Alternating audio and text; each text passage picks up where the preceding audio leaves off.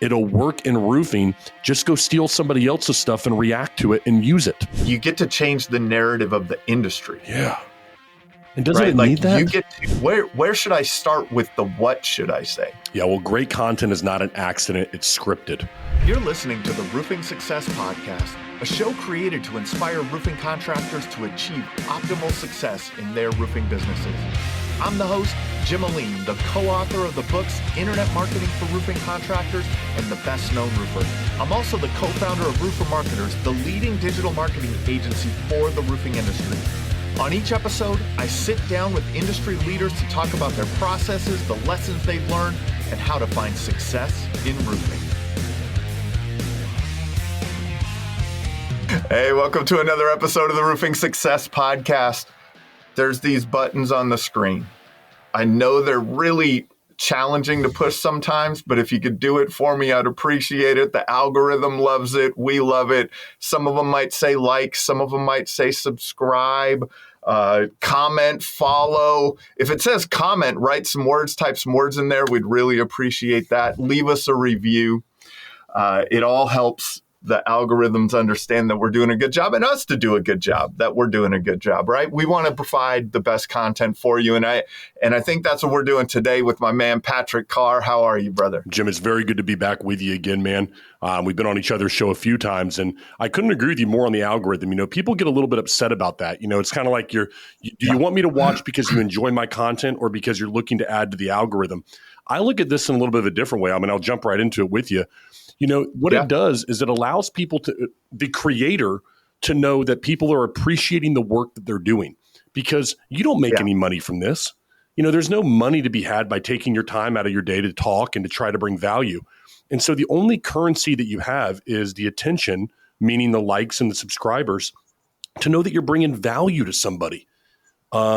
And I know your intentions are very genuine. So, you know, to your viewers and listeners, man, hit the like button. Let the guy know, hey, I appreciate what you're doing here, from taking the time away from your business to try to bring some value to my life. I think that it can come across a little like arrogant, like, oh, I want the attention, but it's so much more than that. It really is for someone like you who's taking your time. We know you're listening. Yeah. And this is how I know you're listening. Patrick, we hit number as high as number 54 on the iTunes charts this year for Roofing Success Podcast in the business marketing category. Heck yeah. And I'm like, man, this is like a show that focuses on just bringing value to a roofing business owner, right? Like, how are we listened to that much? So we know you're listening. Press the buttons. We really appreciate it, right? Love it. Patrick, you are another amazing creator in the roofing space. You know, again, we've been doing this for some years now. I don't know if it was 2020, maybe 2020, definitely no later than 2021 that you were on the show as you were getting started with Blue Collar Media Group. For people that don't know Patrick Carr, you know, who are you? How'd you get into roofing, this roofing industry? So I've got a unique, just like every roofer says, you know, you fall into it. But I fell into it through collections. I was doing collections for contractors, and a lot of that was for roofing contractors. People are like, collections to media. As a collections company, they decided they were going to fund insurance claims. And so we were chasing down money. Unfortunately, they didn't do things the right way. They just didn't have the funding to make it happen. So once I figured that happened, I left. I got very lucky in the respect that some of the companies that I was doing that for said, hey, you know, it didn't work out with them, but why don't you try to help us with our social media? And that's what began Blue Collar Media Group a day and a half later, where I just started going to roofing companies and trying to help them with content, social, doing what I had done for or with some of the content with the other company. And so that's kind of snowballed. And now we go around to contractors and small businesses, not just roofers, but other blue collar trades, from landscaping to cabinets to siding and you name it, helping these businesses with their content and to make stuff that really tells the story and captivates an audience, because there's enough noise out there. We need to put things together for businesses that really draws their potential customers into them and grabs attention. Attention is the currency right now. And we want to make sure that our contractors and the people that work with us, that they're getting the most of it as possible so that they can sell their product to the most people possible. Yeah, we were talking off camera about like the companies that are winning and the company that will win, you know, with private equity coming in and there's a lot of cash being thrown at the industry, and that, you know, you had a theory that the one of these big companies, the company that really dials in the media, mm-hmm. right? And a lot of times we say social media, but it is media. Mm-hmm. It you know, channel agnostic, right? Like, I'm channel agnostic. I don't care where the content goes, just so the eyeballs are on that in that channel, right? Mm-hmm. So we're just searching for where the eyeballs go. We put our content where the eyeballs are, whether that was on, you know, over through time, right? Through the local newspapers, mm-hmm. through radio, through television, you know, onto MySpace, onto Facebook, onto Instagram, onto TikTok, all of these places. The channel is there. We're just looking for where the eyeballs are, in my opinion. And then what you had mentioned is you gotta be able to tell that story of mm-hmm. your company. So I want to start. Let's talk about the things. I mean, to me, the biggest mistake that contractors make is not doing anything, mm-hmm. right? That's the easy one, right? Like, that's the simple, like, hey, if you're not doing this, you're missing out, right? It's the most amazing things happen when you point that camera at your face. Mm-hmm. Like, there's amazing things that happen with your business. Opportunities open up that you would never think would open up by just standing in front of that camera and having a conversation. Absolutely. If they have started that, let's talk to those contractors that are like, man, I'm trying. I've tried. I'm trying. What are some of the big mistakes that you see people who are starting out and really, like, they want to do it? They're ready to stick that camera in their face. They're pulling the phone out of the pocket. They're looking at it. They're saying some words into it. What are some of the big mistakes that or things that might accelerate their path in that regard? Yeah. So the problem is their perspective on the ROI of the video that they're creating. And let me explain. A lot of times we'll have somebody that comes to us who's been creating, and they'll say, you know what, Patrick, I don't know why I'm doing this. I'm getting 15 views and 5 likes, and half of them are my family and my friends that are liking it right now. There's no point in me continuing to do this. And I tell them their perspective is wrong. And here's the reason. What's happening is you're creating, assuming that you're going to put this in front of the right, all this people are going to come into you, and the phone calls are going to come in. No. What you're really doing is this. You should have, let's say, SEO or local service ads running, things like that should be running. And then people are seeing that, and they're doing their research on you somewhere. They're coming to your Facebook, Instagram, TikTok, LinkedIn, or YouTube page, and they are watching that video one time. And if it's something that's decent, they will call you then, and they'll make a decision to buy from you or to at least continue the sales process. Don't look at it like, hey, listen, I'm only getting these views. Look at it, what a great opportunity I have to then capitalize on what I'm putting towards SEO and Google or all these other places by capturing people now. You're using this to capture people so they don't go anywhere else. Get them to like you. Get them to look at you and go, I want to do business with this company. I don't need to go somewhere else. So I think a shift in the perspective that I'm trying to capture customers who are interested in my product by when they come to my page, I don't want them to leave. And the second thing is this. I think that people believe that they're going to start a YouTube page or an Instagram page and they're going to be good at it. Being engaging on camera is a skill like any other. I've begun to tell my clients this: go start a YouTube page, but don't start the YouTube page because you want subscribers. Start it because you suck on camera. Start it because now you get somebody, you put that camera out there, you put the video onto YouTube and nobody watches it. And you go, that wasn't that big of a deal. But in the course of doing that, you start to become better. You realize, hold on, my head ticks a little bit this way. I don't like the way I say that word. What was I doing with my hands? Start with the thought that I'm just going to become better at the craft.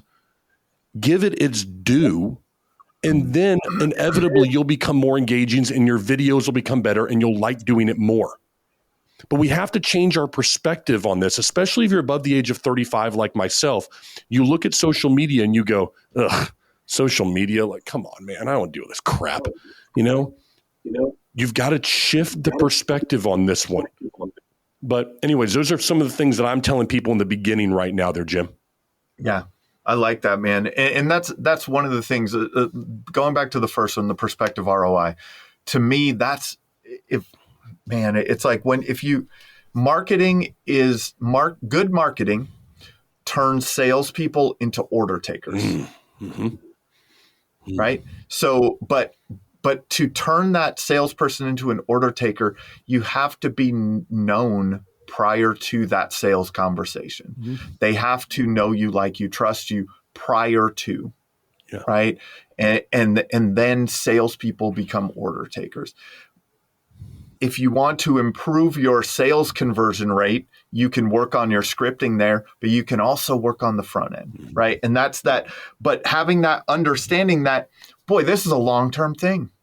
Yeah. I'm not doing this to see how fast I can become go viral, right? If you have any thoughts of going viral, don't even I'm not going to say don't do it. Still do it.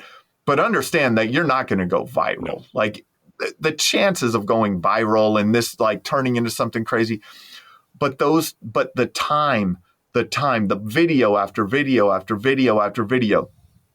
I challenge any of you. Go to a Roofer Marketer's Instagram, Roofing Success Instagram, Roofer Marketer's Facebook page, TikTok. Try to find the bottom. Yeah, good point. Yeah. Try to find the bottom. Try to find the first post. If you can find that first post, you're going to spend some time. And that's what your goal should be, is that if you make it as simple as that, I'm going to do content so that no one can find my first post, right? If you put your perspective into that, this isn't, I don't care if I make money from this. I don't care what this brings. Like you said, for the practice, right? To improve. The way I learned public speaking, I failed public speaking 3 times in college. I've passed the 4th time. Nice. Failed. Really failed. Failed public speaking 3 times. But I started working at a real estate company in the early 2000s. And I became the co-branch manager and one of the trainers at the office.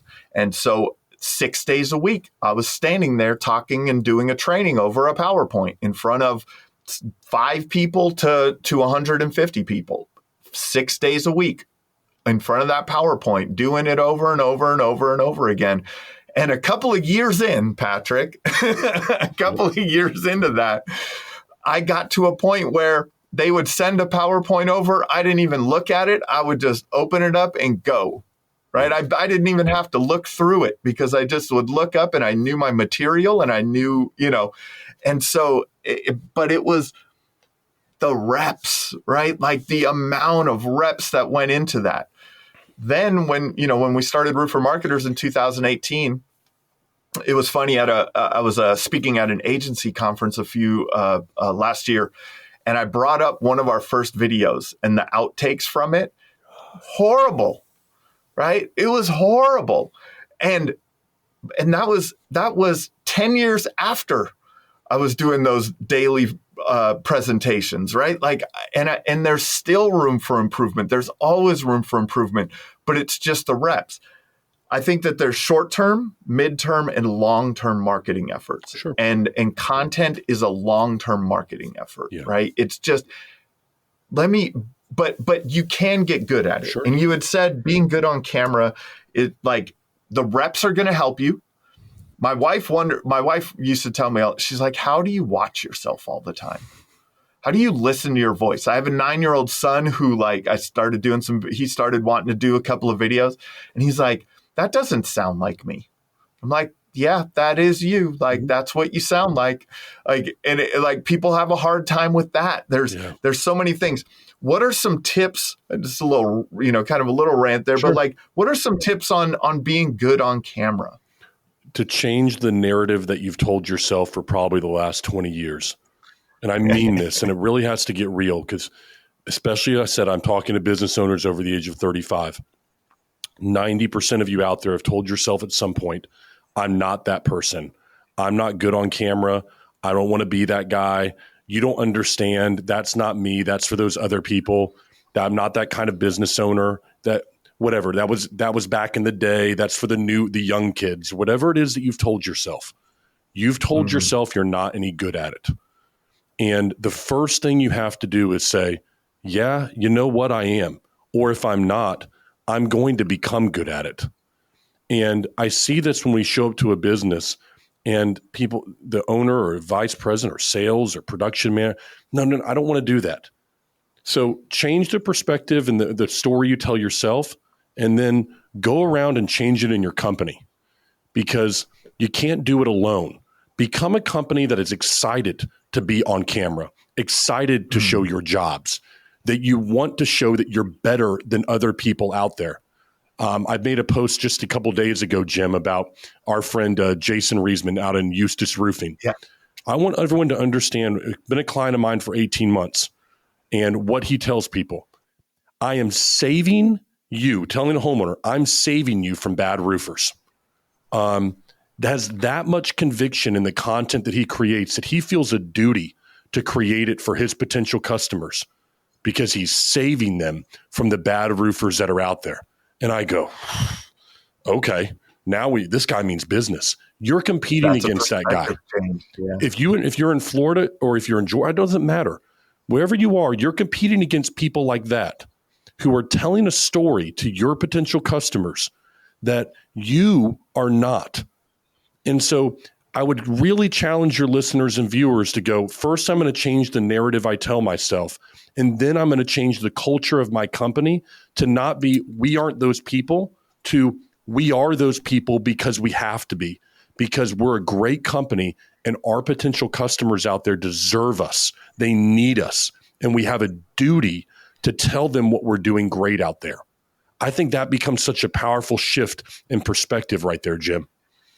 That's a powerful shift in perspective. And to me, that what I wrote down here was you get to change the narrative of the industry. Yeah. And doesn't it need that? You get to, and not that you just get to change it, you get to dictate it from your perspective, right? And so if you are the person talking about the industry, this happens a lot with some of our friends who are in the coaching space, sure. Right? There's been some confrontations, over the years that people have had, but it's that everyone is telling their narrative, right? They're saying their narrative, and their narrative starts clashing with another narrative. Mm-hmm. And that's, but that's how you win, right? Like that's how you make sure that you have to be so dedicated to the customer that you want to, like you're saying, is make sure that they don't choose the wrong contractor. There you go. Yes, absolutely. Just make sure that they don't choose it. And, we have our book, The Best Known Roofer. It's because you need to be best known, because even if you're the best, no one knows you. Yeah. You don't get to help people, right? You don't get to be the best. If no one knows who you are, no one's going to call you. Yeah. I promise you know the contractor in your area that everybody knows, that has a great or a big name in the industry, and I bet you have some feelings about them. Mm-hmm. I bet you have some feelings about their work. Yep. Their salesmen, their sales process, the way they do business. Sometimes you may have worked at that company in the past, and now you have started your own company because of that. Mm-hmm. You don't have to be the confrontational person and calling people out and things like that, but you can tell the right story, the story as you see it, right? That you take care of the homeowner in this way, that you take care of your team in this way. Controlling that narrative and being the voice. Yeah. Being the voice. One of our other mutual friends, Nick Brandon with Hero Roofing. Love Nick. I call that guy I say he's the mayor of Noonan, the unofficial mayor of Noonan, Georgia. Yep. Because everyone knows Hero Roofing, everyone knows Nick, and it's because he's put himself out there. Mm-hmm. He'll go and do some video with local businesses. He's out, like there's so many things that they're just being involved in, but they're putting it on camera. Yes. Other friends of the show that I've had on up in the Rhode Island and Connecticut area, Matt and Jeff Sawyer, they created like a HGTV show out of their company, nice. Right? Like they just hired a videographer, and the videographer just started following him around, and like that content resonates with people on such a high level. Yeah. But they're not just doing like, hey, look at me.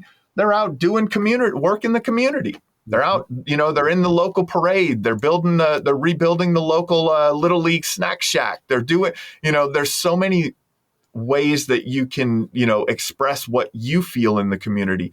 You can, there's a AGU Roofing, some friends in the Pitch Pro movement that are down in Texas.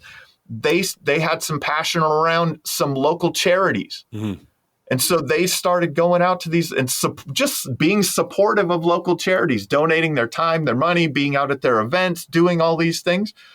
And that's an attraction that you can't get from I offer free inspections. Yeah. Yeah. The same pitch. Right. Absolutely. Right. So what other things can, like being on camera can be good. How do you find that voice that like, how do you find what you feel passionate about and what you should be talking about? So I'll take that question in maybe two different ways. Okay. So first I'll tell you how you haven't found your voice. All right. This is a great test. If you are creating content and you dread it each and every time, you haven't found your voice, because what you're doing is you're being somebody other than yourself. And that's why it's painful for you. A good example of this is a lot of contractors might be talking like this normally. And when the camera light comes on, they'll say something like, and thank you right here. We are Patrick Carr Roofing, and we are looking for, and it's like, whoa, where'd the used car salesman come from here? All right. And if you can imagine that individual, every time they turn on the camera, they've got to act like they're intense, and it's this, and it's boom, but boom, I'm talking fast in my hands. I'm tired just watching that when I have to film it. I can imagine they're going to dread every time that they have to step in front of a camera. So if that happens, what's probably going on is that you're trying to be someone that you think others are going to respond to, when really the most powerful person is who you are personally. And we really try to do that. So here's a good exercise. I've talked about it, but maybe your listeners haven't heard this, Jim. We do this exercise with our clients sometimes when they're having trouble finding their voice. You tell them the first line. Let's say the first line of the video is something like, the average roof in America costs $12,000 or cost $11,000. I think it's actually $12,000 now, but let's say it's $11,000. All right, everybody, fact check me. The average roof in America costs $11,000. Now, what we will do is we will tell them, we'll turn the light on, and we'll say, I want you to say this in the most exciting way that you can. And then they'll say something like, the average roof in America costs $11,000. And then we'll say, great. I need you to say it in the saddest way, like someone who's just died who is close to you. And they'll go deep, and they'll be like, really try to go there. And then I want you to tell it like you're going to the store and you're just telling your wife you're going to Publix or Kroger or whatever the store is. Give me a middle. It doesn't matter of the fact. Now, once you go through those levels, and then I'm like, now tell me as you would. And all of a sudden, someone finds some level between these that is more of their own voice. And so if you're really having trouble with the video, try that exercise of going in your shower. Like, what's the first line I'm going to say? Go high, go low, and go matter of the fact. And you're going to find this level of who you are. It'll help you to find that voice within yourself if you consistently try to do it. That's great advice. It's and you could tell, you can feel it, right? Yeah. When someone is being inauthentic, right? Sure. The camera really brings that out in people. And That's great advice. So now they're practicing, they're finding their voice. How do they find what they want, what they feel passionate about for the word? Like, what content should they be creating? Like, because you got a lot of options out there. Yeah. And I also feel that I've taught this to people over the years, and it's once you start doing it, you start to see potential content everywhere. Right? Like, it's like, excuse me. Absolutely. That'd be a good video. That'd be a good video. That'd be a good video. But in the beginning, it's like, what do you want to talk about? What should I say? My goodness, where should I start with the what should I say? Yeah, well, great content is not an accident. It's scripted. So everybody who's just beginning their journey believes that when they look online at, Brad Lee or who's that popular guy right now, Andy Elliott, that people see that's controversial. And they think, oh, this guy's just going off the cuff. Look at him go into that. No. They have, excuse me, everybody. They have teams of people that are creating small scripts for them in order for them to be the most engaging in that small amount of time. That is what they're doing. So the first thing is stop comparing your off the cuff to what you think is candid content from somebody else that is 100% scripted by script writers, all right, that are doing this for maximum engagement. Don't compare yourself there. I know these people. Jim, you've seen them yourself. You know what goes on behind the scenes. You're talking about people sitting in a room trying to decide what one sentence to start with, what 15-second reel. Don't think that you're behind the 8 ball because you have trouble in front of the camera. All of these people do. They take multiple takes. They have great post-production editors on staff. So I really want to get that point across that you are not that far behind. Those people are not better than you. They're just taking it more seriously right now, perhaps, than what you are. And so don't think you're in any way less than because of what you might see online right now. So scripting is extremely important. Make sure you write down what you're going to say. And then the second thing to that is, well, what do I say? I always start with my clients is, tell me your perfect customer, not who you want. Start with who's the perfect person that you want to reach out to you. Talk to me about this person. Where do they go to school? Or what is their fear? What do they love? What kind of family person are they? I want you to speak to me about them and really build an image in your head of your perfect person. Now let's develop content for them, Jim. Now, what would you say to that guy? What is his fear? Well, his fear is the fact that let's say this. Maybe one of his fears is that his family is going to think he put a cheap roof on his home. Okay, maybe that's your guy, because maybe your Greater American Roofing is in Georgia. They do high-end only roofs, okay? And that's all they do, really high-end stuff. So their person is going to fear some neighbor looking at them as some cheap alternative they went with. That would be a fear. And so if you're Greater American Roofing, when I'm marketing to people saying, don't you want the best? Don't you want your neighbors to know that, hey, listen, we took no shortcuts? I mean, I'm literally marketing to that. Now, that doesn't work in, let's say, a middle-class neighborhood, maybe outside of PA. But you don't know what you're going to say until you identify your perfect customer and then speak to their fears, their wants, their desires, and speak directly to that person. Or how are you expecting to get them to reach out to you? You want them, now go after them. So I think that's twofold. And understand, one, that there's scripts involved and you should practice what you're going to say. But if you're going to practice saying it to the absolute person that you want out there. Go identify that person. Speak directly to them, Jim. Yeah, I do this. I do a couple of presentations on this. One of them, in one of the presentations that I do, I talk about the who, the what, and the how, right? So who are you speaking to? Yeah. What are you saying to them? And how are you getting it in front of them, right? That. Like, it's just who, what, how, just real simple, right? So understanding that person, right? Understand who your perfect customer is. Yes. Don't speak to anyone else. No, speak to them. Don't speak to anyone else. I had a friend of mine, Cody Landels, on the show, another Pitch Pro movement coach. They sell virtually. So when they are developing content, the way that they talk, the message that they're putting out there in their content isn't, we're going to come to your home and sit at your kitchen table with you. It's not, it has nothing to do with that, right? But your customer may be the person who wants to sit at the kitchen table. So you are going to have a different conversation, right? You're going to say different things.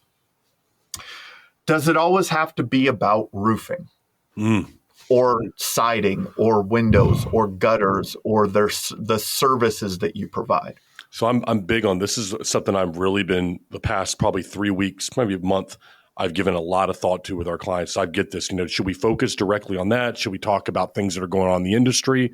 Should I talk about, other parts of like leadership and entrepreneurship and growing a small business? And my answer to this for people is, what stage are you at in your business determines that. Let me give you an example. If you're just starting out, you're doing a couple $1 million a year right now. I'm sorry, but you don't have the time right now to go talking about entrepreneurship. Your content, in my opinion, Jim, I don't know how you feel, but my opinion is your content needs to be laser focused right now. Laser focused on your brand, lead generation, capitalizing in the moment right now, taking market share away from others in your area. As our friend Joe Hughes says, let's be 5 mile famous. Let's capture my area right now. Stop getting sidetracked. Okay. You had a little bit of success. Gotcha. Good. Congrats. Reinvest right now and get laser focused. Now, let's take a Shamrock Roofing, Garen Armstrong in the Midwest, 13 different states, top, 20 contractor in the country in Contractor Magazine. Yeah. The man is accomplished doing that. Now, when Garen comes to me and says, hey, Patrick, I want to do about this giveaway and this, what we're doing, Cars for Heroes, and we're doing all this great work in the community and baseball games, and we're going over here. I'm like, Garen, let's do it. You've capitalized on everything. We have you going good here. Now we can go ahead and pivot and we can talk about entrepreneurship, you as a leader, building this company, what it means, the culture here, all the wonderful things that you want to highlight. What point are you at within your company, Jim, in my opinion, determines the type of content you need to be creating. I love that. The way I think of that from a marketing perspective is the marketing funnel. Talk to me. Right. So go to Google if you're listening, pause it, go to Google, type in marketing funnel, and then hit images on Google. And you're gonna see many variations of this, but it's wide at the top and it's narrow at the bottom. Mm-hmm. It's a funnel, right? And there's going to be, depending on who made the graphic, there's going to be 3 to 10 stages, right? In that funnel, maybe more sometimes. At its core level, there's bottom of funnel, middle of funnel, and top of funnel. So here's what I heard when you were saying that, right? Is start with the bottom of funnel, right? Start with the bottom of funnel. It's what we do from an SEO perspective, right? Do you want to rank for what is the best color roof for a blue house first? Or do you want roofing company, city, state, best roofer near me, right? That's bottom of funnel. So what I hear you saying in my language is focus on the conversation that is nearest the sale first. I like that. Oh, I'm going to write that down. Right? Conversation. You focus on the conversation that is nearest the sale first, and then you start to move up into the conversation that is a little further from the sale, and then a little further from the sale, and then a little further from the sale. So you move through the middle of funnel and top of funnel. Yes. The top of funnel is just awareness. It's it is content that you're making. Whether through text, in blog articles or video content, whatever you're doing, that top of funnel is just the awareness. That's what is the best color roof for a blue house. Mm-hmm. But it might also be, what are the 10 best restaurants in my area, right? Or what local charities that you support, right? What are the top charities that you feel to support during Christmas that do the best toy drives for people, right? That's all top of funnel content. Middle of funnel might be things like, what are the best materials to use, in your area, right? Like, is it best to put a metal roof on in your area? Is it best to put a tile roof on in your area? Those are kind of middle of funnel. What is the typical cost of? That's kind of lower middle funnel, right? Because someone is starting to think of the cost, but they may be not ready to make a phone call yet. Yes. They're researching, especially if you're in a retail market, right? Absolutely. If you're in a storm restoration market and they're typing in cost, they're probably closer to making a phone call, right? So I think that's a good way to look at it, is just start with the conversations that are nearest the sale. Love that. And then move away from that over time. Heck yeah. Great point, man. Nearest to sale. That's a great way to look at that. And I think that a lot of people in the beginning, though, Jim, they have to be nearest to sale because, listen, you got to have leads. You got to have money coming in the door. I get it that you want to go interview somebody in the industry and you want the popularity vote and you want to be an influencer within the roofing industry. I think that's great. I think it's a great thing to aspire to. But don't do that. What is it? Cut your nose, spite your face or something? To basically don't do that at the expense of your business. Because, you've got to be sure that you're focused. I love that. The nearest to sale, man. I hope people take away from that. I'm sure as heck am. Great stuff, brother. Yeah, that's and then it's easier to think of what to say. Right. Because if you think about I'm sure you go through this with your clients, it's like, well, what do people ask you all the time? Mm-hmm. Right. Well, let's answer some of those questions. Yes. Let's answer the questions that they're asking you. And those questions are being asked, at the end before the inspection, after the inspection, at the kitchen table, after, leading up to production day, the questions that they're asking, post, after the roof has been built, the warranty questions they have, all of the different things, the maintenance questions, and you could just, build this library. I believe in repurposing also, Patrick. Like, there's still clips from early conversations that we've had running on our social media, right? But what I believe in and what I think that people miss sometimes is that the value in that conversation, the value in the words that you said, the value is still there. You may have only said it once. You may have said it last year. You may have said it 5 years ago. But if the value in the words is still there, you can still use it. Yeah. It's evergreen content, as I say. It's never going to die.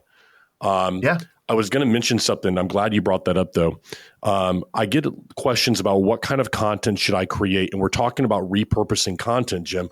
One of the most impactful and easiest pieces of content that someone can go create who's a roofing contractor. You can run it as an ad afterwards, organic content, give it to your marketing company, and it will work, period. Here we go. Go over, and I'm just going to use him because he's controversial. Let's take our friend Dimitri, Roofing Insights. He's doing a roofing report, a news thing, which I co-host, that has roofing news on it every single week.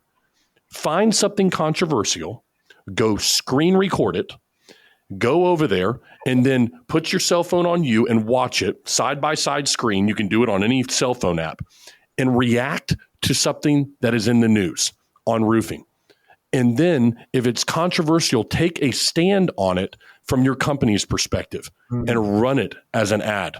Tell your marketing company, hey, listen, I want to show people in my area that I care about what's going on with the Florida legislature, that I care about what happens when roofers treat homeowners wrong. I want to give my opinion about this. Some roofer got fined by OSHA over here. Hey, we don't do that around here. We do it right. Whatever it is for your company. You have an opportunity to not have to put in that much work, to just watch somebody else's news report work and then just react on it. And now you can use that content to show people what your business is all about. Do that once per week. Give it over to your marketing company and say, go to town. I just think it's an avenue that roofers are not taking advantage of, that other influencers in all other industries are right now. So go look at people doing reaction videos to cats and dogs and other influencers saying things, because they know it works. It'll work in roofing. Just go steal somebody else's stuff and react to it and use it. That's a great one. We used to do this is really early on, Patrick. I'm gonna show some age on this one. When we started doing videos, one of the things that we used to do is we used to take popular YouTube videos that went viral. Remember the Charlie one, the Charlie bit the finger one? This is what I'm talking about. Right? Like that was like early YouTube stuff, right? Wow, yeah. And we would do that. What we would do is bookend it like, hey, I saw this really funny video. You got to check it out. And then you drop that video in and then man, I just thought you'd like that. And that, like, that was just a simple thing. Now you can do the green screen on the phone and you can have like the news story in the background and you can have like all kinds of cool stuff about it. But it's the same concept, right? It's the same concept of reaction. Like, this is something that is pulling eyeballs. It's already pulling attention. It's being talked about. What that also makes me think about is fear versus, does fear sell or positivity sell, right? What are your thoughts on that? Like, because there's so much more attention in controversy sometimes. Yeah. Well, I think that most people are not comfortable with controversy. They say they are. They talk a big game, a few beers with the guys, and I get it. But most people are not going to want to do controversy for their company. They don't want the negative comments, and they don't want other roofers talking negatively about them in their hometown. So let's wipe that away and say, okay, so most people can't handle it, and they don't want to do it because they're afraid of the backlash. Got it. Well, then it becomes, okay, well, what are we going to do? Do we want to put out good guy content? My opinion is that's nice. I mean, it might make you feel good, warm and fuzzy inside. But if you're not going to do controversial content, then you must take a stand on something that you are definitively something and why. So in other words, let's just say you use Certainteed. All right. If you stack Certainteed shingles up against another set of shingles, they're thicker. You just set them up next to, a bundle of those compared to they're a thicker shingle. All right. I had a roofing contractor we did a video for, and I just said, stack them up, show the homeowner why you chose these. They're like, well, the quality, do you want this on your roof or do you want this on your roof right here? I want this because it's stronger. It's durable. It's more lasting. What do you want to pay to be on your roof? Now, there are going to be contractors who go, no, that's not, just because it's thicker doesn't mean that it's this. Doesn't matter. All that matters is what the narrative that homeowner is getting. And what I told this contractor is we need to tell the narrative, not let another contractor tell it for you. They took a stand. They said, I used the best materials and here's the reason why. You can go over there and all you other people can moan about it. But he has told the narrative that the homeowner is going to hear. Now you're playing behind the eight ball to try to go, oh, no, that's not true. Okay. That person is dictating the conversation because they took a stand on it first. You're just having to go ahead and play in their mud is what you're having to do. So even if you're not going to be controversial because it may be too much for you, and I get it, I understand, take a stand and tell people why you're taking that stand. Let the other people in the peanut gallery play catch up on you. But if you don't do that, they will tell the story for you of your business, of your service. And so I'm really powerful in that right now, Jim, is really take a stand on something, even if it's not controversial. Yeah. Even if it's not controversial, I love that because the reason that you chose a specific manufacturer over another to be, as the shingles you install, like you don't, it doesn't have to be controversial, right? Yeah. Like you don't have to, but you can express your feelings on that and why, the whys, right? Yeah. Like the whys, that this is, all of the good positive things that come from this specific shingle that you install, or why you do things this way versus that way. Yep. And the biggest point to take from that, everyone, is that if you are not saying it, you are reacting at the kitchen table to what someone else has said. Oh, yeah. Yeah. They're dictating the narrative. They're the one telling the story. You don't want to play behind somebody else. And, you might say, well, they're not telling the truth. Okay, you know what? Then go create the stuff that does. That's right. Well, that's not me. Well, that goes back to change the narrative, change the culture of the company. We've got to get this past our own self right here. Script your content, write it down, say, I'm going to do this. There's so much opportunity out there, Jim. If we just take advantage of it, I want to see good roofers come to the top. Let the cream rise to the top, man. And if you're not a malicious person, if you have a good intent, then tell your story. It's one worth being told. That's for sure, man. How what else? What kind of final thoughts could you have? Like, what is the like? Man, this is the greatest insight I can share on this. You got to create content. You got to control it. You have to be at least a contributing factor to the narrative at the very least. If you're not able to control the narrative, because if you're a smaller company, you don't have the budget to control the narrative, maybe, but you can contribute to the narrative. You can, how does someone get started and get this machine working? I think generally in this industry, I'm saddened sometimes by the fact that there are so many good people doing amazing work that care. And I want people to get out there and to show that amazing work. Like that there are so many good people and they far outweigh the bad. And if they just understood how special it is what they do every day, that they're running this business that's ripping off a third of people's homes and they're putting it back on in 24 hours and they're juggling materials and they got all these different moving parts and crews and stuff, that they just gave that and go, man, this is damn special what I do here. And then they started to say, you know what, I'm going to create stuff around this that shows people just how special it is what we do. That would be, I think, a great place to start from,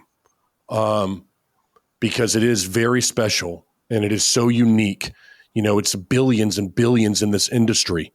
Every home needs the services that we're offering here, and that contractors provide, roofing contract. Every home, every building. You're affecting people's lives, and it's so much deeper than just, hey, we slapped some shingles, some metal, or some tile somewhere. There's so much more to it than that, and it's something worth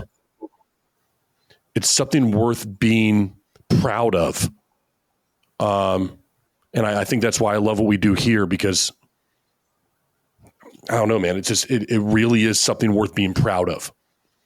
Yeah, that's awesome, man. Patrick Carr, Blue Collar Media Group, co-host at Roofing Insights now. Been a pleasure, brother. Listen, I love what the guy's doing. And so I'm doing the roofing report on Sundays. I enjoy it so much. It's just so much fun to bring the news and just talk about what's going on in the industry. So yeah, man, it's a lot of fun. All right. Awesome. This has been another episode of the Roofing Success Podcast. Heck yeah. Thanks. If you would like to generate more revenue through your digital marketing efforts, please visit roofermarketers.com to get a copy of the book, The Best Known Roofer. Also, check the training section of the website for guides on everything from running effective pay-per-click ads to how to properly set up your Google My Business listing. Thanks for listening.